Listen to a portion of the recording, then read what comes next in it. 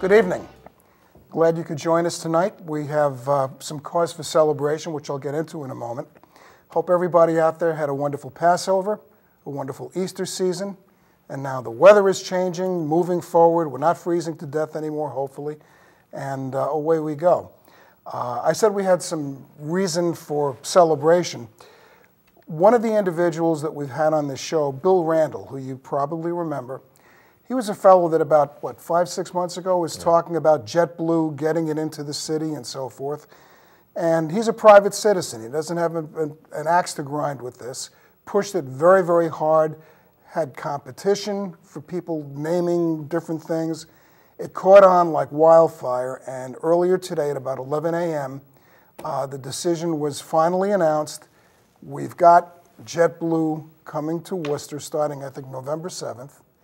And they'll be flying daily to Fort Lauderdale, I believe, and Orlando. And that's a start. So that's really good. And the point that I'd like to reinforce, Bill did this basically as a blogger.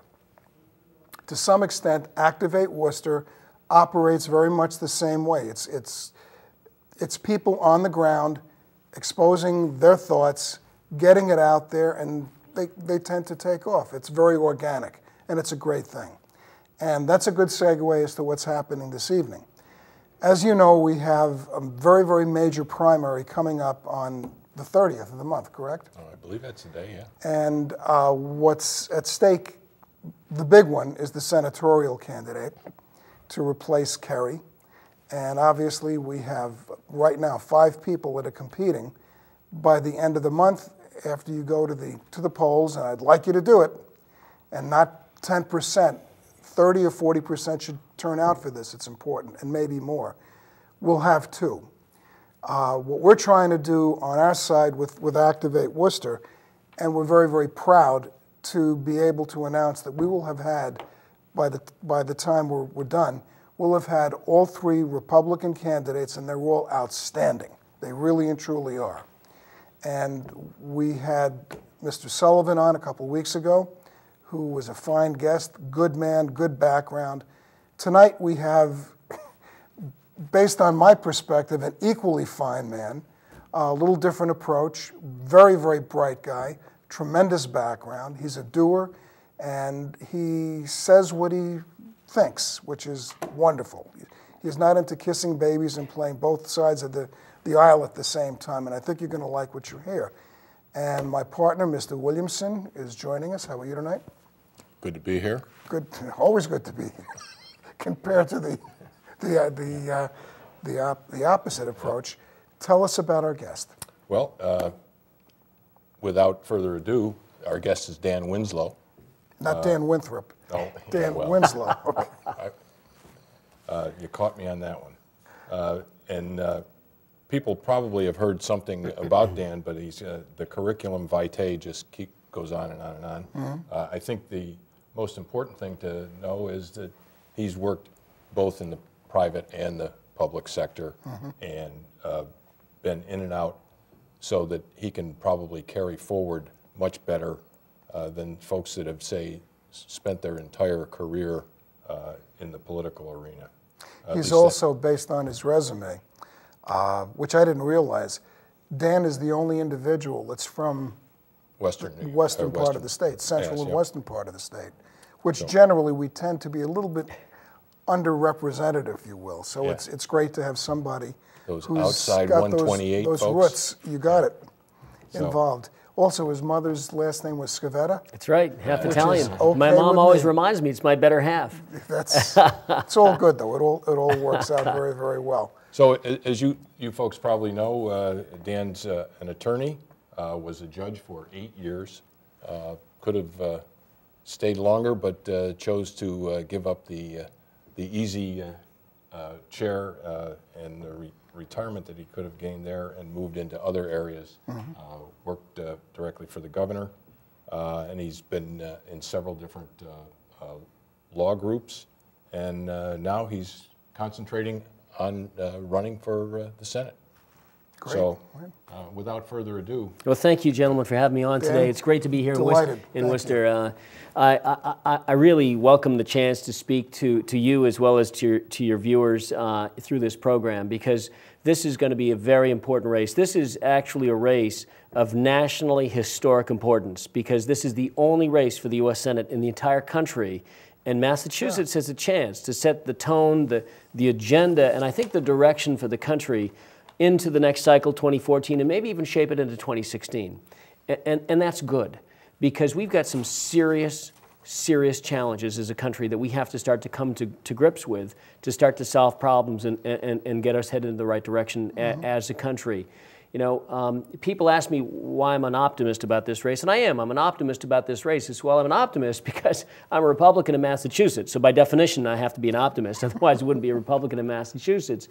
But the other reason that I'm an optimist is that I know that the solution to everything that is challenging us right now, the solution to what ails America right now, is right here. It's right here. It's the American spirit. It's in each and every one of us. And you know, being an American is not an ethnicity. It's an attitude. It's a concept, what being an American is. And we're the can-do country. We're the growth country. We're the country that consists of the innovators and the explorers and the entrepreneurs. That's been our history. And that is also the way out, I think, of this mess that we've gotten ourselves into, not by more taxation and regulation and red tape, but let's start to unpeel some of those burdens, the regulatory burdens, especially in our small businesses, to start to create jobs and growth and to grow our way out of challenges. So I don't want to tax our way to new revenue. I want to grow our way to new revenue. When you've got people working, then good things happen. Now, they tell us that, you know, the unemployment rate is, you know, around 7.5, 7.7 thereabouts, but we know that that's a lie. And it's a lie because they don't count people who've given up looking for work. They don't count people whose benefits have run out. They don't count part-timers. A lot of companies now are hiring part-timers to get around Obamacare. They don't count temporary workers. And, you know, they don't count failure, basically, is what they don't count in their measure of success. They don't count failure in their measure of success. What a lousy measure for Americans, the American economy, to decide whether we've got enough people working. I think that jobs are job one. We've got to get America working again. And I proposed a plan last week to do that. The plan is that the United States has one of the highest, if not the highest, corporate tax rates in America. 35%. 35%. And the game is played down in Washington with a K Street lobbyist. You know, a company can hire $1 million lobbyists to get their special sweetheart deal just for them, just for that company, or just for their sector of an industry. And the rest of us have to pay 35% in business. And that's particularly hard on the smaller businesses because they can't afford $1 million lobbyist. So we basically write off $100 billion a year. It's around $92 to $100 billion a year in sweetheart deals. I call it corporate welfare. You know, unless there's some measurable benefit for all of America from some tax break, then it's just a sweetheart deal, crony capitalism. So I propose that we get rid of that we get rid of those loopholes for corporations that they've gotten for their lobbyists, and let everybody benefit, including the small businesses that can't hire their own K Street lobbyist, and to say, look, let's have all of that money be pushed back into the system, have the business rate basically be flatter and fairer for everybody, and let's make the rate be 26%. So you want to actually simplify I want to simplify the business tax code, and I want to do something similar for individual taxpayers as well. But think about it. You go from 35% to 26%. What would that do? The engine of job growth, we know this. We've seen this in the latest statistics just today. The engine of job growth is small business. And small business can't afford, sweetheart deals, and they're just hardworking people trying to get the job done. But small business is where we grow jobs in America. We know this. And that's where people are employed. More people are employed in small business than they are in mega corporations and so forth. And we don't need jobs in 5 years from now. We need jobs 5 days from now. We need jobs now. And that's my focus. I want to start growing jobs as my first priority, because you start solving jobs, you start solving a lot of other challenges. The other thing that I want to do is I want to try to get our debt and our deficit under control. On Monday, April 1st, President Obama signed a proclamation that April is National Financial Responsibility. Did you guys already talk about this on the show? No. Oh, okay. That was the first thing on my list to talk about. So President Obama declared April as National Financial Capability Month. And, so the federal government's going to teach our kids how to budget and how to manage money responsibly. Absolutely, yeah. This from a president who's required by law to propose a budget by February 1. It's already now into April, and we don't have a budget. This from a president who's added $1 trillion a year to our debt, who's added in his time in office over $6 trillion. The new debt on every American family is $53,000, I believe, per household. When he started, it was 30. Yeah. And he thought it was an abomination. Right. At least he said that in a campaign speech. YouTube it. Unpatriotic. It was unpatriotic. Right. Back in 2008. The number then was 9 million. I wish. 9 trillion. Right. And now, by the time he leaves office, in his reign of terror, I said that, that number will be close to 20 trillion. Yeah. And the problem is that the way that translates per American is that every child born in America today is born with about $200,000 of their share of the national debt and the unfunded federal programs. That's the same as saying to every kid born in America that you are born owing a mortgage and you don't have a house to show for it. No house. You got the mortgage, but you don't have the house. Oh, but Obama is just pushing for mortgage rates for people with lower capability to pay back again. This is just what Biden. Here we go. I know. Yeah, but so just to segue into that. Listen, I get that the American dream is home ownership. And the way they went into it was completely backwards. They said, hey, why don't we get people who can't afford a $600,000 house, figure out a way to get them into a $600,000 house? Why don't we figure out a way to get $200,000 houses or $150,000 houses? You know, in Maine, where they've peeled off a lot of bureaucracy, you can buy a $72,000 house that you can actually live in with a family of 4. So we didn't, the idea was the right idea. Let's get people in home ownership and invested and that they have equity in their properties. But the idea is not to shoehorn people who can't afford a big house. Let's make the houses more affordable for people so they can afford home ownership if in fact that's the path for them. The other thing that we've seen is, and this is outrageous, just came out last week, student loans. Now, the federal government took over student loans in part to fund Obamacare. Now, you and I can go to any bank pretty much and get a pretty good deal on an interest rate right now. You know, you can get home equity loans or personal loans, in the single digits, low single digits, because that's what private loans are. The government-backed loans for college tuition payments are going to double on July 1 to 6.8%. 6.8% for government-backed loans unless Congress acts on it. Now, this election is April 30th for the primary, and if I'm lucky enough to win the nomination, then it'll be June 25, which means if I win, I could actually be in Congress for that time. And I'm going to fight that. I'm going to fight that increase in the interest rate, and I have different ideas to propose. We get some skin in the game to keep the interest rates down and keep cost of college affordable for people, including, by the way, vocational education. Because not everybody should go to college. We need to have the trades developed. We're not creating opportunity for all kids. Absolutely true. So I've got a number of ideas that I want to put on the table to try to get America working again. And I think that ideas are the means by which we move society forward. It's easy to tear down. It's easy to criticize. But my view about it is, hey, if you don't like my idea, what's your better idea? That's how democracy works. And so often now in Washington, they measure success by how deeply into the dirt they can drive the other guy's face. And to me, that is just a recipe for disaster. That's not the American way. In the legislature, I serve now in Scott Brown's old House seat in the State House of Representatives, the guy who was against you on an issue on Monday might be the same guy who's with you on a different issue on Thursday, as long as you don't smear his reputation, question his patriotism, or attack his family.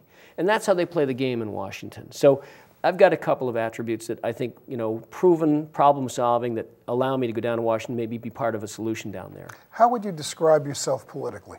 Well, politically, I'm socially moderate, and I'm fiscally conservative. I was just endorsed by Barbara Anderson, for example, about a week ago, Citizens for Limited Taxation's head. She endorsed me, and that was, just a testament to my fiscal conservatism. And, my view about social issues is I'm a big tent Republican. We have so many things as Americans that unite us: jobs, the economy, the debt and the deficit, things that matter to all of us, that I don't want to be focusing on those few things that divide us, that the press likes to focus on and tears us all apart. Because the fact of the matter is, I'm socially moderate. I respect people who are socially conservative because we just have different points of view. And I think what we need to add more to the dialogue is that it's okay to disagree on social issues as long as you do it respectfully. And as long as you have a dialogue, you learn stuff. Understand people, maybe walk in their shoes a little bit. When I was a judge, I tried to do that. I tried to, always listen to people and different points of view. You have to do that as a judge. I think maybe some of that judicial temperament needs to come down in Washington. We have people that are willing to listen to different points of view. Now, I've got my principles, and my principles are the principles of the party of Lincoln. Now, I'm a Republican in Massachusetts, not because it's the easy path to political success, but I'm a Republican because the core value of the Republican Party elevates the individual above the group. So our values as Republicans, our founding principles of the party of Lincoln, are freedom and respect for the individual and responsibility and opportunity. And there's some talk about how we have to rebrand the party. I don't think we have to rebrand the party. That sounds like you're repackaging a product. We got a great product. We just have to reintroduce the American people to the product, this party that we are, and who our principles are, and what we stand for. And what we stand for, these principles of Lincoln, what we stand for, at the end of the day, is that GOP means growth and opportunity and prosperity. We grow our way out of this. That opportunity is the way forward, and that prosperity is good.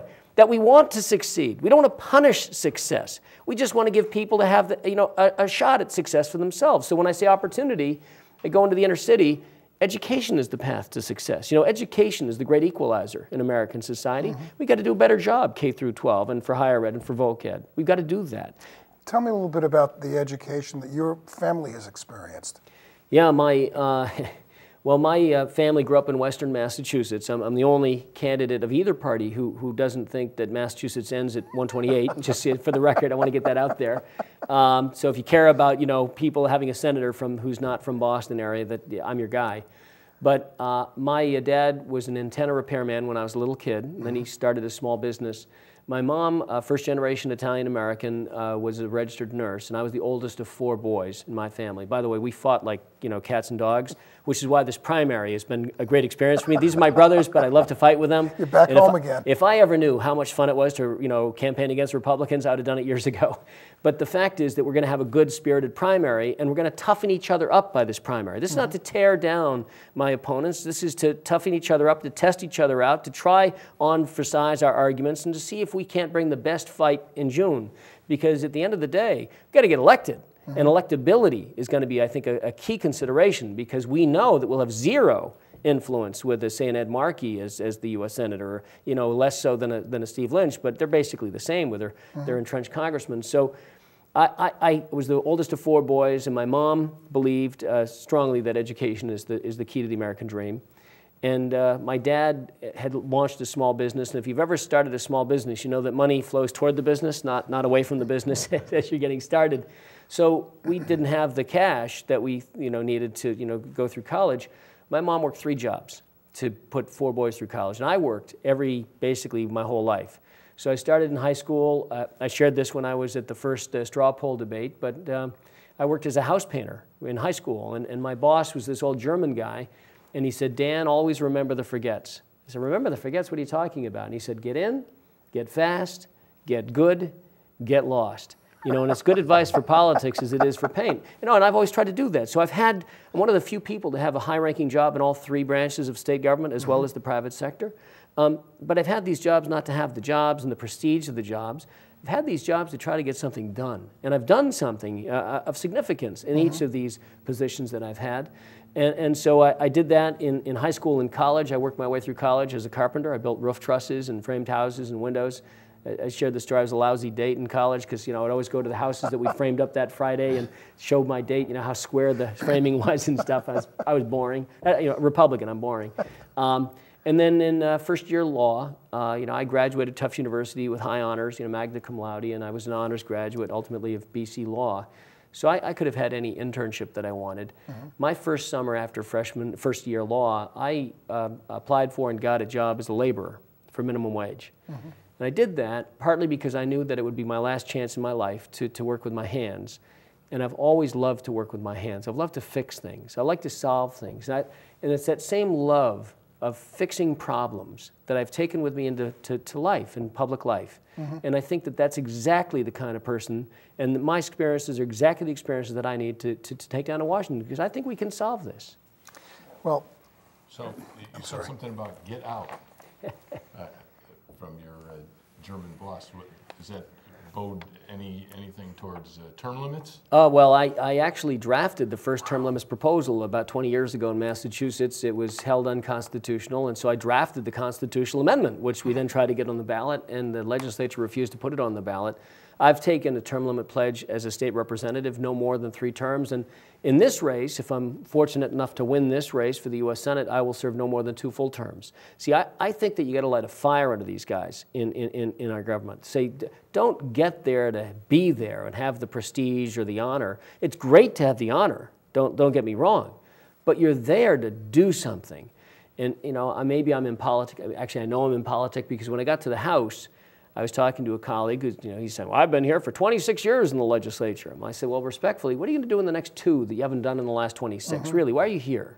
You know, and so much of government is not doing anything. So much of government, the expectation level is just, don't do anything, don't rock the boat. Well, the individual who you're attempting, hopefully successfully, to supplant, Kerry, take a look at what he did in his, 20 years? Yeah. Amazing. Markey, who probably will be your foe, take a look at all the amazing accomplishments this individual has had. Now, I asked the question before about your family because I'm fascinated as can be. You've got 3 brothers, correct? Yeah.